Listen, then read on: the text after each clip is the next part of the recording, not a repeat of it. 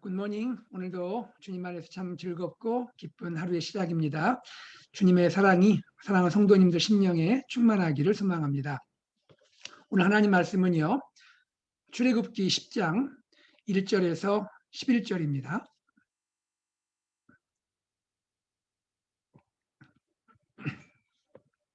출애굽기 10장 1절에서 11절 말씀을 봉독하겠습니다. 여호와께서 모세에게 이르시되 바로에게로 들어가라. 내가 그의 마음과 그의 신하들의 마음을 완강하게 함은 나의 표징을 그들 중에 보이기 위함이며 내게 내가 애굽에서 행한 일들 곧 내가 그들 가운데서 행한 표징을 내 아들과 내 자손의 귀에 전하기 위함이라. 너희는 내가 여호와인 줄을 알리라. 모세와 아론이 바로에게 들어가서 그에게 이르되 히브리 사람의 하나님 여호와께서 말씀하시기를 내가 어느 때까지 내 앞에 겸비하지 아니하겠느냐. 내 백성을 보내라. 그들이 나를 섬길 것이라. 내가 만일 내 백성 보내기를 거절하면 내일 내가 메뚜기를 내 경내에 들어가게 하리니 메뚜기가 지면을 덮어서 사람이 땅을 볼 수 없을 것이라.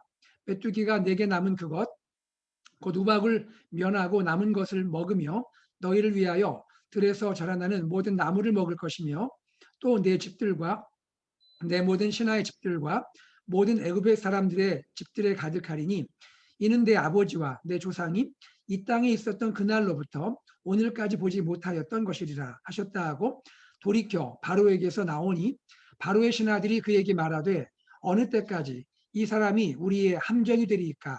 그 사람들을 보내어 그들의 하나님 여호와를 섬기게 하소서. 왕은 아직도 애굽이 망한 줄을 알지 못하시나이까 하고 모세와 아론을 바로에게로 다시 데려오니 바로가 그들에게 이르되 가서 너희의 하나님 여호와를 섬기라. 갈 자는 누구누구냐. 모세가 이르되 우리가 여호와 앞에 절기를 지킬 것인지요 우리가 남녀노소와 양과 소를 데리고 가겠나이다. 바로가 그들에게 이르되 내가 너희와 너희의 어린 아이들을 보내면 여호와가 너희와 함께함과 같으리라. 보라, 그것이 너희에게는 나쁜 것이니라. 그렇게 하지 말고 너희 장정만 가서 여호와를 섬기라. 이것이 너희가 구하는 바니라. 이에 그들이 바로 앞에서 쫓겨나니라. 아멘. 자, 이제 출애굽기 재앙의 또 시간이 또 지나가고 있습니다. 이번에는 하나님께서 메뚜기의 제왕을 내리시는 그러한 내용의 서론에 해당하는 부분인데요. 하나님께서 모세에게 말씀하시죠. 바로에게 말하라고. 더 이상 내 백성을 보내지 않으면 하나님께서 메뚜기 재앙을 내려서 전무후무한 이 메뚜기 재앙을 인해서 너희가 큰 고통을 당할 것이다. 우박으로 인해서 남아있던 모든 곡식들이 다 죽을 것이다. 하나님이 경고를 하십니다. 이 이야기를 듣고 이제 바로의 신하들의 마음이 꺾이게 되죠. 오히려 바로를 설득하는 그러한 진언을 올리게 됩니다. 우리가 망한 것을 알지 못합니까? 그들의 말을 듣고 보냅시다. 이렇게 진언하게 되는 것이죠. 바로는 결국 모세와 아론을 궁으로 불러들여서 그들에게 말하는데 결국 그가 말하는 내용의 핵심은 무엇이죠? 너희가 가라. 그 대신에 너희의 어린 자녀들은 두고 가라. 이렇게 말하고 있는 것입니다. 자, 이러한 내용이 오늘 본문 가운데 소개가 되고 있습니다. 저는 이 본문 가운데 오늘 세 가지 말씀을 여러분과 함께 나누고자 합니다. 첫째, 오늘 우리가 깨닫게 되는 말씀은 이것입니다. 하나님께서 사람의 마음을 완강하게 하실 때에는 하나님의 목적이 있다는 것입니다. 하나님께서 사람의 마음을 완강하게 하실 때에는 하나님의 목적이 있다. 하나님께서 바로와 그의 신하의 마음을 완강하게 하셨다고 했죠. 그 완강하게 하신 목적, 그 이유는 무엇입니까?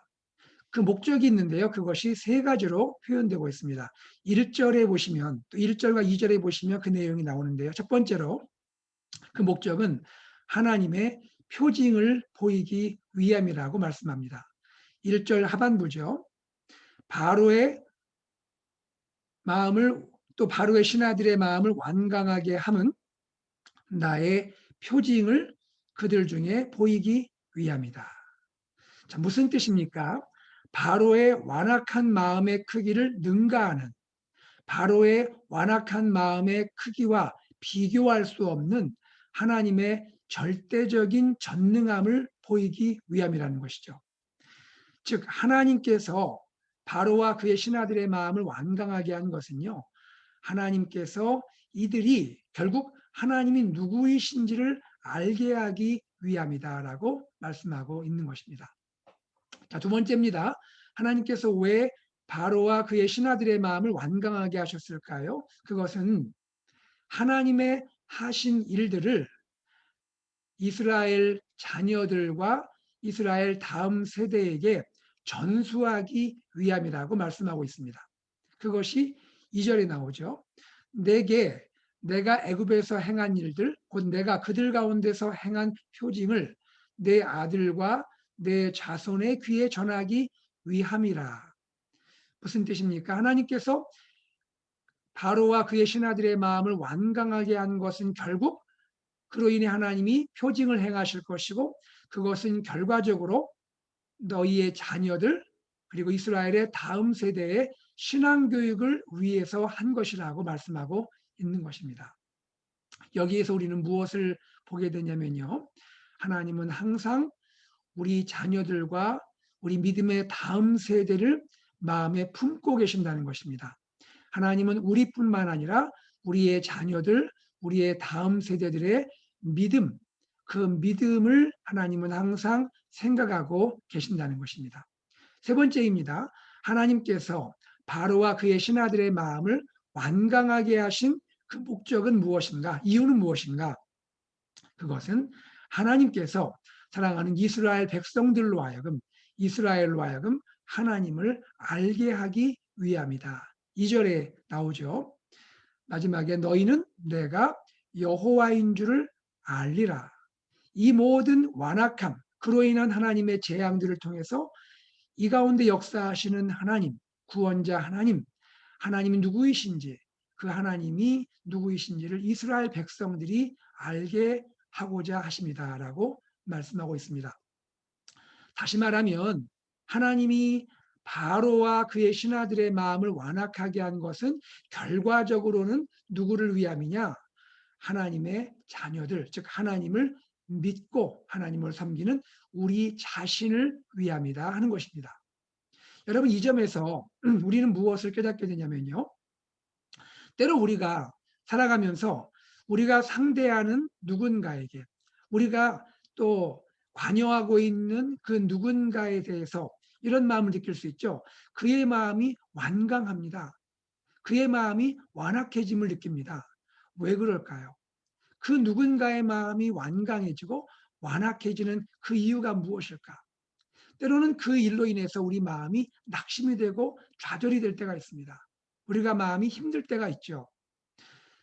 그러나 우리가 이 가운데서 낙심하거나 좌절하게 되는 것으로 끝날 것인가? 더 나아가서 우리는 그로 인해서 하나님께 불평하고 원망하는 것으로 이 일을 마칠 것인가 하는 것입니다. 그렇지 않다는 것이죠. 왜 그렇죠? 결국 바로와 그의 신하들의 마음이 완강해지고 완악해지는 것은 궁극적으로 결과적으로 보게 되면 이 일조차 이것은 하나님이 나를 위해 진행하시고 나를 위해 이루어 가시는 일이라는 것입니다. 하나님은 이 일을 통해서 나의 믿음이 성장하고 성숙하기를 원하신다는 것이죠. 그리고 이 일 가운데 하나님이 누구이신지를 내 자신이 더욱 알아가기를 원하신다는 것이죠. 지금은 내가 다 하나님의 이 계획을 다 알지는 못합니다. 하나님을 다 알 수가 없어요. 하나님을 다 깨닫지는 못하는 것이죠.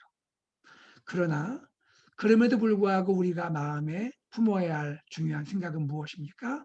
내가 다 알지 못하고 내가 다 이해하지 못할지라도 이 모든 일들은 내가 관여하고 있고 내가 상대하고 있는 저 사람이, 저분이 저렇게 완강하고 때로 완악해지는 것조차 그것은 하나님이 나를 위한 것이다. 하나님이 나를 사랑하셔서 허용하시고 허락하는 것이다 라는 것을 깨달아야 한다는 것입니다. 그렇게 될 때에 우리는 때로 완강한 상대를 대할 때, 참 우리가 이해할 수 없이 우리에게 완악하게 대하는 그 사람을 대할 때에도 우리 마음에 감사함이 있게 된다는 것입니다. 이해할 수 없는 일이지만, 참 우리가 다 알 수 없는 일이지만, 그 가운데 우리는 마음 가운데 하나님을 향하여 감사할 수 있게 된다는 것이죠. 비록 넌센스해 보이는 일이지만 우리는 감사할 수 있고 감사해야 한다는 것입니다. 가족 간의 관계에서도, 때로 일터에서도, 직장과 비즈니스 관계에서도, 때로 학교에서 친구들과 관계할 때에도, 혹은 우리 믿음의 공동체 안에서조차도 이러한 일이 혹 발생할 수 있다면 그 가운데 우리는 먼저 하나님께 감사할 수 있어야 한다는 것입니다. 이 모든 일을 통하여 하나님이 나에게 역사하는 뜻이 있고 나를 성장시키고 나를 성숙시키는 하나님만이 하시는 그런 계획이 있다는 것입니다. 그리고 우리는 이러한 가운데 참 힘들고 어렵지만 그 가운데 하나님을 신뢰해야 하는 것입니다. 하나님을 신뢰해야 합니다. 왜 그렇죠? 하나님은 공의의 하나님이시기 때문입니다. 하나님은 악을 악으로 그대로 두고 계시지는 않습니다. 하나님께서 반드시 악을 결국 변화시키고 하나님이 선으로 악을 이기게 하시는 분이기 때문입니다. 그리고 우리는 이 하나님을 신뢰하기 때문에 하나님께 오히려 기도하고 또한 하나님의 그 선한 것을 믿고 하나님의 선함의 방향을 따라서 살아야 하는 것입니다. 이것이 주님이 말씀하시는 교훈이라 생각합니다. 두 번째입니다. 오늘 본문에서 우리가 깨닫게 되는 것은 무엇일까요? 인생에 가장 중요한 덕목이 있다면 그것은 하나님 앞에 겸비한 것입니다. 하나님 앞에 겸비한 것. Humble myself before God. 하나님 앞에서 내 자신을 겸손케 하는 것. 3절의 말씀을 읽겠습니다. 내가, 즉 바로야, 내가 어느 때까지 내 앞에 겸비하지 아니하겠느냐. 하나님이 이것을 묻고 계시는 것이죠. 바로에게 하나님이 이것을 말씀하고 계시는 것이죠. 바로야, 내가 어느 때까지 내 앞에 겸비하지 아니하겠느냐. 사랑하는 성도님들, 잠언 18장 12절 말씀을 사랑하시죠?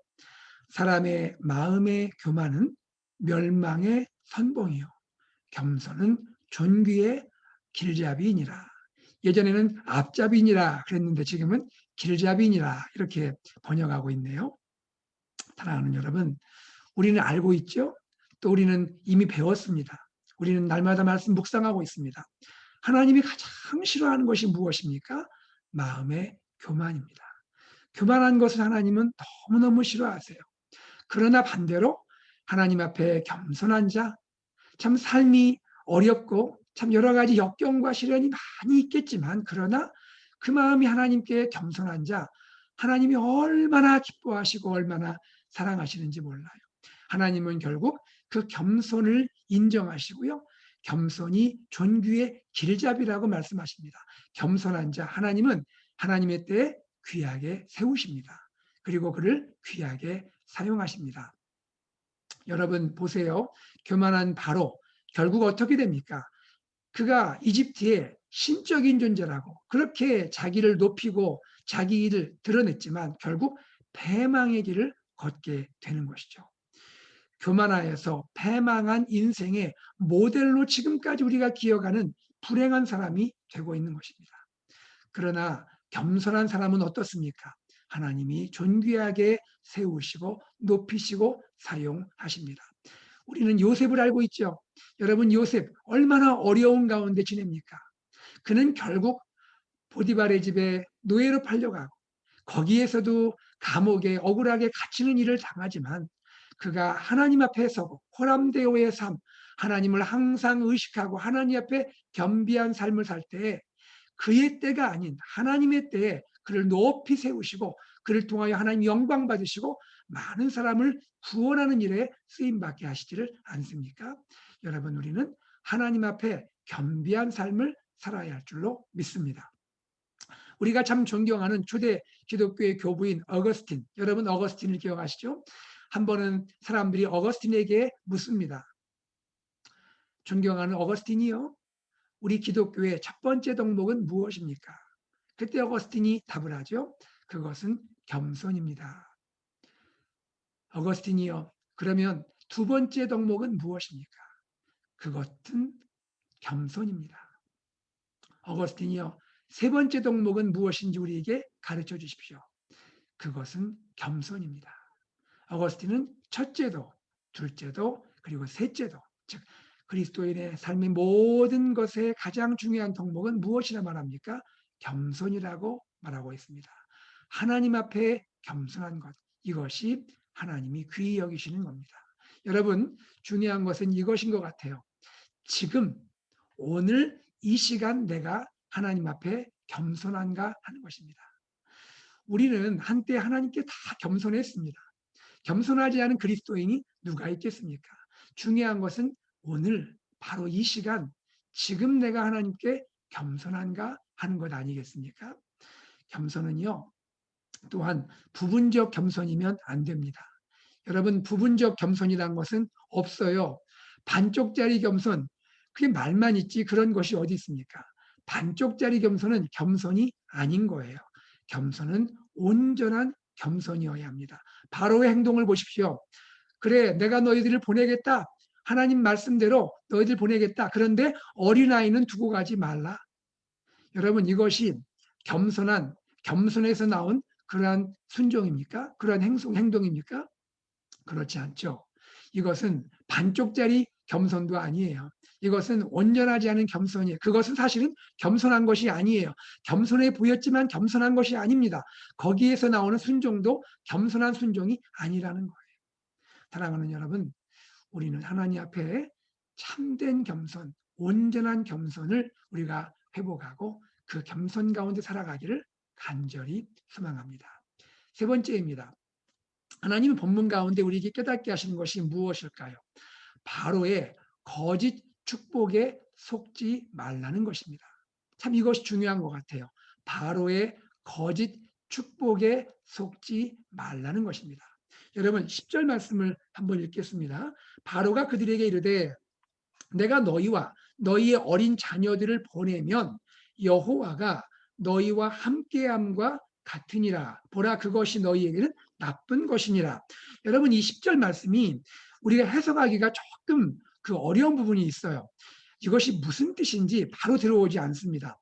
여러분 이 말씀이 이러한 것입니다. 너희가 너희 자녀, 너희 어린 자녀들과 함께 가도록 내가 허락할지라도 하나님은 너희와 함께 하셔야 할 거야.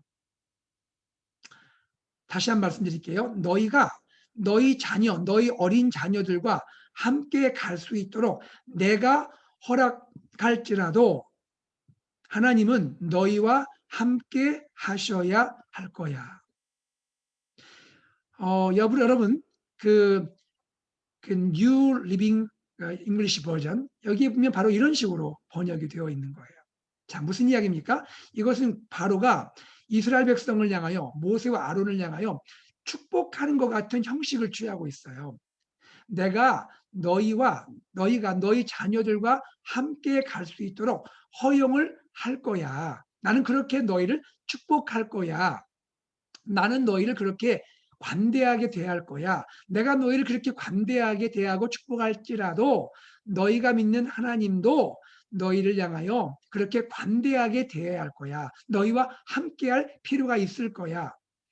여러분 형식적으로 보면 하나님이 너희와 함께 해야 될 거야 라는 그런 소원을 비는 그런 관대한 표현처럼 말하고 있다는 것이죠. 여러분 지금 바로가 그렇게 관대한 것처럼 표현하면서 하나님조차도 이스라엘에게 관대하게 대우해야 될 거야. 나는 너희가 너희 자녀와 함께 가도록 허용할 수 있어 라고 말합니다. 그것을 너희 하나님도 그렇게 이해해야 할 거야 라고 말하는 것이에요.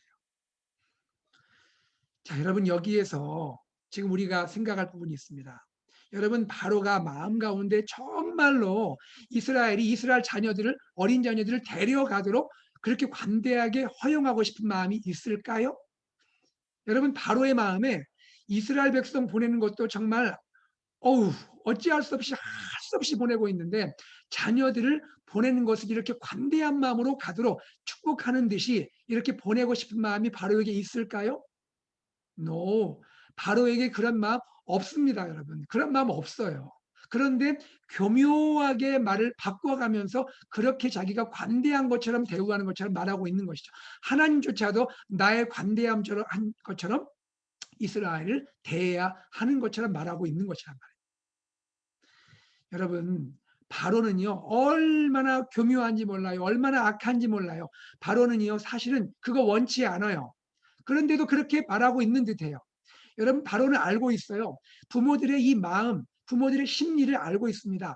여러분, 부모들이 자녀를 두고 이집트에 두고 광야로 가서 제사 지내면 그 부모들은 광야에 남겠습니까? 이집트로 돌아오겠습니까? 자녀를 버리고 갈 부모가 어디 있습니까? 자녀를 두고 갈 부모가 어디 있냐는 거예요. 결국 자녀 때문에 이집트로 돌아올 것을 지금 예감하고 그것을 머리를 써서 교묘하게 말하고 있는 거예요. 그것도 축복하듯이 말하고 있는 것입니다. 바로가 얼마나 교묘한지. 바로는요 에덴 동산에 있는 뱀 사단의 후손이에요. 그 뱀의 그 마음을 간괴를 그대로 가지고 말을 바꿔가면서 이렇게 자기의 마음을 의도를 감추면서 그러나 드러내고 있는 것입니다. 이것이 바로의 괴계이고 교묘한 것입니다. 여러분, 우리는 바로의 축복에 속아서는 안 되는 것입니다. 특별히 여러분 10절에 보십시오. 보라 이렇게 말하죠. 보라, take heed, 주의하라 이렇게 말합니다.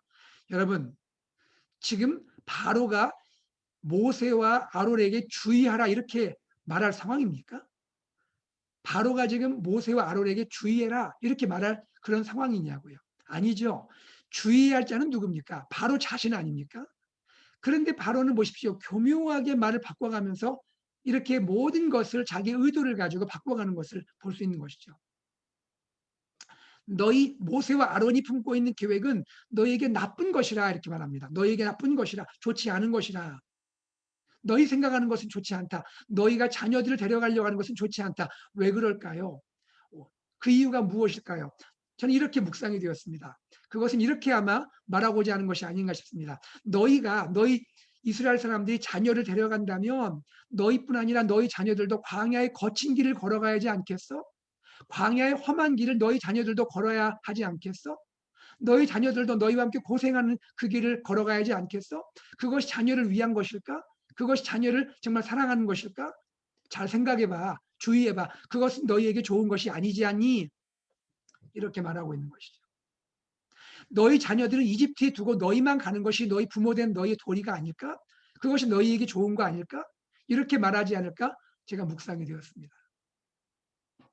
여러분, 바로 보세요. 우리 부모된 우리들을 위하는 것처럼 말하고 있죠. 우리들을 생각하는 것처럼 말하고 있습니다. 그러나 여러분, 그것이 정말 우리를 위한 것일까요? 우리 자녀들을 이집트에 두고 우리만 하나님을 섬기기 위해서 광야로 나가는 것이 정말 우리를 위한 것이 우리 자녀를 위한 것일까요? No, 그렇지 않습니다. 바로는 타협하려고 하죠. 그러나 우리는 바로의 타협에 속아서는 안 되는 것입니다. 여러분, 우리 기억해야 합니다. 우리 자녀를 위한 믿음의 교육에 있어서 신앙의 양보는 없습니다. 신앙의 타협은 없는 것입니다. 자녀와 다음 세대를 향한 신앙의 양보는 결코 없습니다. 우리 자녀가 광야길을 가면 거친 길을 걷겠지요. 우리 자녀들도 믿음의 힘든 여정을 걸어야 할 수 있겠지요. 맞습니다. 그러나 그것이 생명의 길입니다. 그것이 영생의 길입니다. 그것이 구원의 길입니다. 그것이 진정으로 우리 자녀가 살 수 있는 길입니다. 자녀들도 우리와 함께 광야의 거친 돌을 밟아야 합니다. 거친 바람을 맞아야 합니다. 예, 그렇습니다. 그렇게 주님을 섬겨야 합니다. 우리 자녀들, 세상 친구들과 달리 주님을 섬기는 거 힘들 수 있습니다. 주일 예배를 드려야 합니다. 우리 어린이부터, 우리 영유아부, 유치부, 그리고 CM, 유스에서 우리 청년들, 우리 주님을 섬겨야 합니다. 시간을 내어야 합니다. 시간을 투자해야 합니다. 하나님 믿어야 합니다. 세상 친구들이 가지 않는 그 길을 가야 합니다. 세상 친구들이 가는 길 가지 않아야 합니다. 믿음대로 살면 고난이 있을 수 있습니다. 시련도 있을 수 있습니다. 어려움도 있을 수 있습니다. 그러나 그 길을 가야 합니다. 부모님과 함께 가야 합니다. 우리 자녀들도 부모님과 함께 말씀 묵상을 해야 합니다. 부모님과 함께 말씀을 읽어야 합니다. 말씀을 알아야 합니다. 말씀대로 살아야 합니다. 고난의 길일 수 있습니다. 그러나 그 길이 구원의 길이고 생명의 길입니다.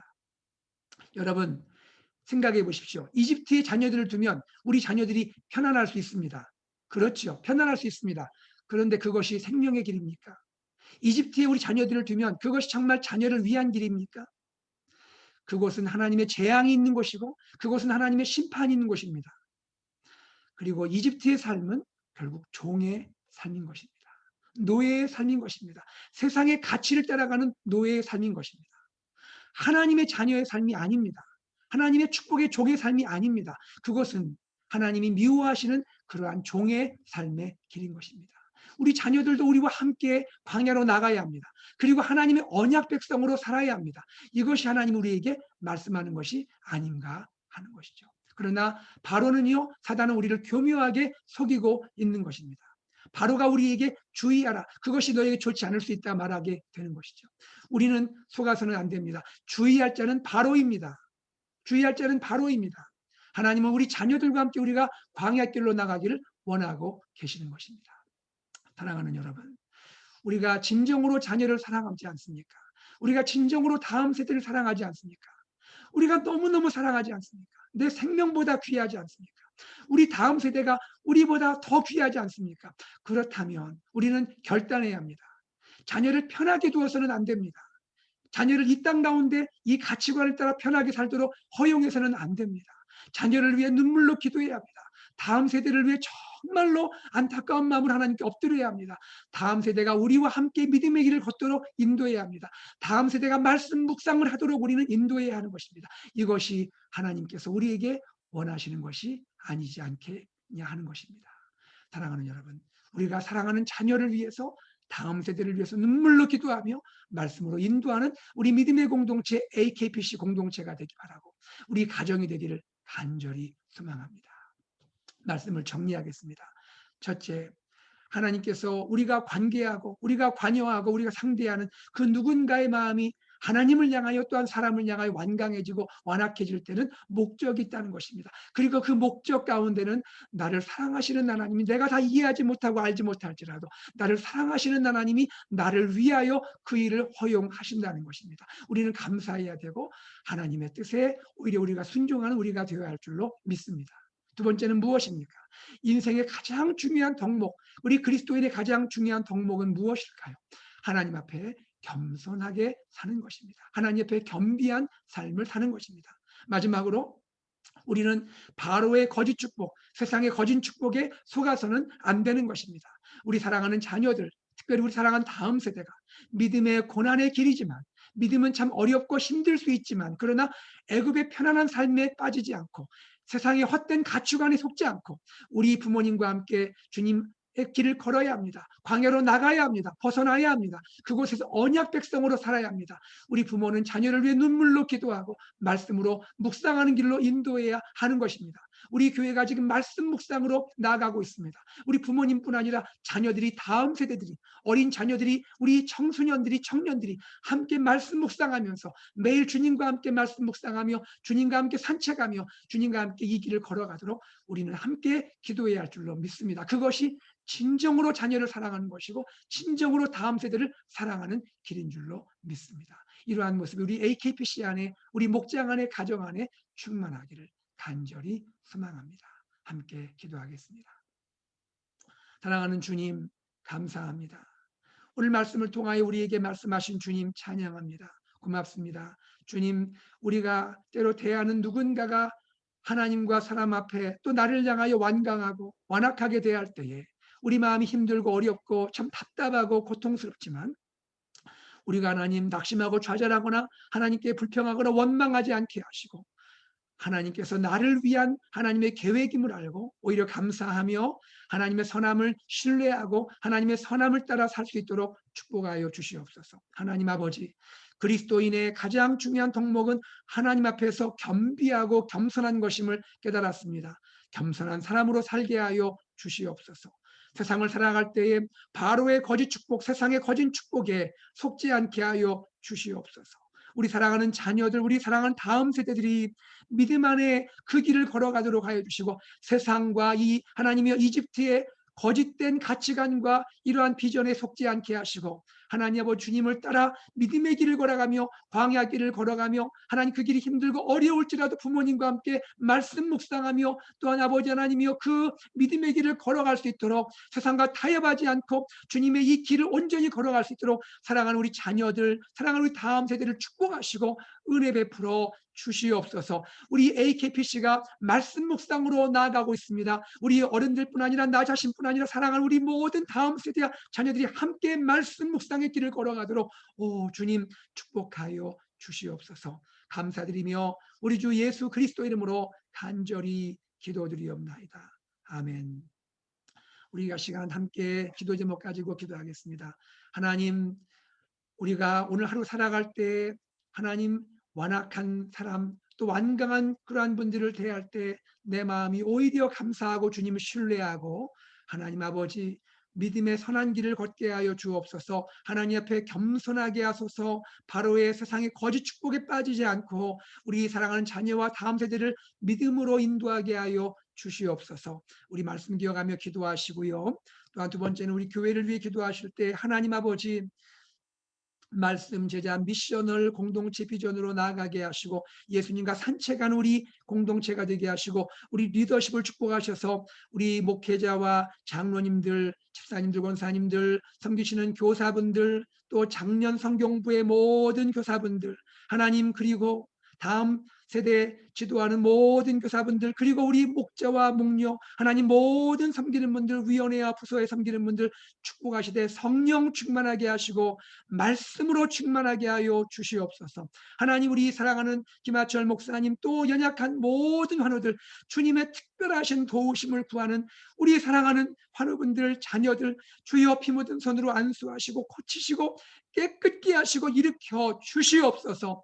하나님 아버지 우리 사랑하는 성도님들 고난 가운데 계시는 분들 긍휼히 여기시고 위로하시고 축복하시 길을 열어 주시옵소서. 사랑하여 주시옵소서. 하나님 우리 자녀들과 우리 다음 세대 그리고 우리 모든 KM, EM 우리 어르신들 기쁨과 평강 가운데 오늘도 살게 하시고 주님과 동행하게 하여 주옵소서. 하나님 어스틴 씨를 기억하시고 축복하여 주시고 많은 영혼들이 주님께 돌아오게 하시고 하나님 미국과 한국과 세계 열방 가운데 하나님의 구원의 역사가 이루어지며 사랑하는 우리 선교사님들 하나님 가정과 사역을 축복하시고 우리 선교사님들 통하여 하나님 나라가 열방 가운데 임하게 하여 주시옵소서. 하나님 아버지 우리 교회의 여러분들 하나님이 결혼한 가정과 하나님이 또한 귀국하는 가정과 하나님이 새롭게 목자와 목녀로 섬기는 모든 가정과 하나님 아버지 우리가 주님을 섬기는 모든 가정의 필요와 기도 제목을 응답하여 주시옵소서. 주님께 모든 것 맡깁니다. 다 함께 기도하시고 팬데믹이 떠나갈 수 있도록 우리 교회 리오프닝이 하나님의 은혜 가운데 잘